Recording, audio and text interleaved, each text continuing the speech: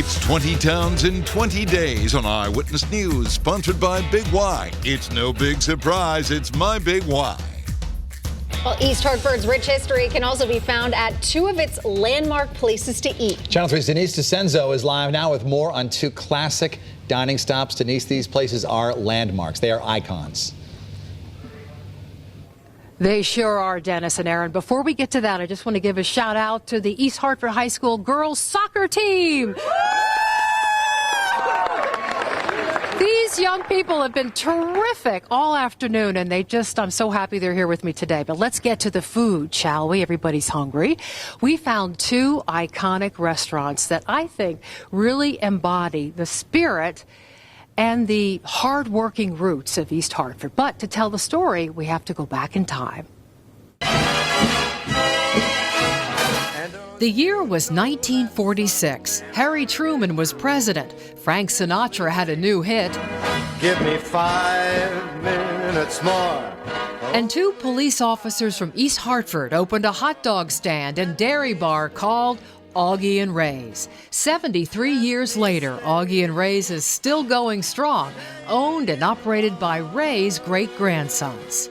You do feel a little bit of the pressure because there's 4 generations before you kind of watching like, all right, make sure you don't mess this up. Not a chance. Augie Rays, located just a stone's throw away from Pratt & Whitney, is an institution in East Hartford. And we fell in love with the Charborough burgers, and everything else just came with it.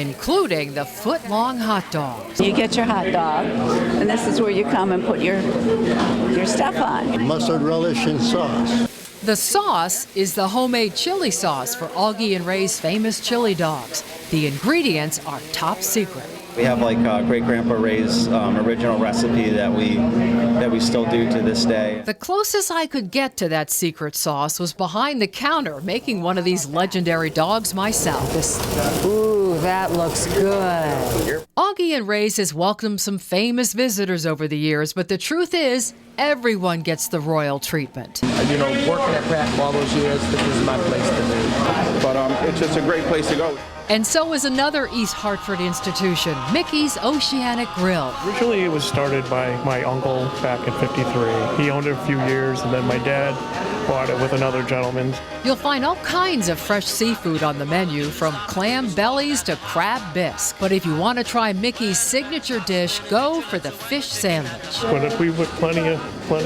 fish on the sandwiches. I'm very picky. You can't try to sell me anything different than what I like. Customers say one bite and you're hooked. The fresh fish, it doesn't get any better. You just feel it feels like a family thing when you come here. And it wasn't long until Mickey's made me a part of the family. I need a fish sandwich, cheese, lettuce, and tomato. Thank you. I left the cooking to the experts and watched as each fish sandwich was made to order. First dredged and coated in flour and seasonings, and then dunked in the fryer. You couldn't find a place like this anymore. And, so if you're from East Hartford, you know where this is. Great places to eat. Always get a great meal there. Before we say goodbye, I want to give a shout out to this group here. These are the students that are very concerned about the environment. And tell us who you are and what you have planned. So we're the Greenest Hornets. We've started a recycling initiative in our school in an effort to make our school greener. We're doing this by putting recycling bins in our cafeteria and by organizing an e-waste and textile drive this Saturday, May 18th from 9 to 1 at East Hartford High. Terrific. Thank you so much. I hope you can participate in that. It has been a joy to be here in East Hartford at this high school. Big thank you to Principal Matthew Ryan, to everyone who came out and supported this. And I think I should throw it back to the studio with a little bit of music from the East Hartford High School Marching Band. Hit it! We enjoyed all of this, Denise. Yes, making us hungry.